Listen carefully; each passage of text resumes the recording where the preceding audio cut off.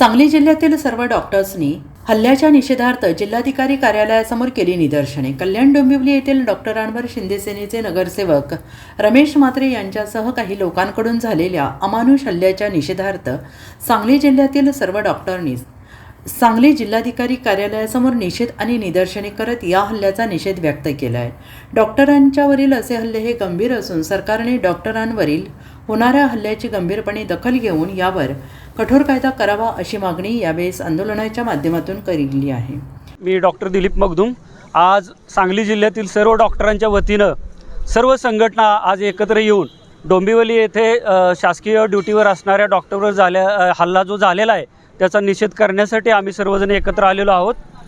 माझा शासनाला प्रश्न आहे की डॉक्टरांनी अजून किती दिवस मार खायचा आहे? नको त्या गोष्टींसाठी चुकी नसताना सुद्धा बहुतांश वेळा डॉक्टरची चुकी नसतेच, काही कारणास्तव इतर लोकांना दाखवण्यासाठी हे लोकप्रतिनिधी येतात आणि डॉक्टरला गुरासारखं मारतात। वेगवेगळ्या अशा झालेल्या घटनांच्या वेळी सरकारने वेगवेगळी आश्वासनं दिली, पण त्याची अंमलबजावणी होताना दिसत नाही।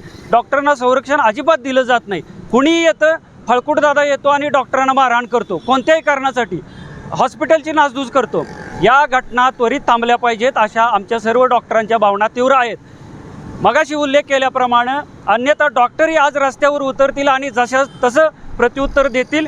या अतिशय गंभीर घटनेची दखल घेऊन शासनाने त्वरित पावलं उचलावीत, अन्यथा याचे परिणाम गंभीर होतील। डॉक्टरसुद्धा या ठिकाणी रस्त्यावर उतरल्याशिवाय राहणार नाही, हे मी या ठिकाणी नमूद करू इच्छितो। Bureau report SBN Marathi Sangli.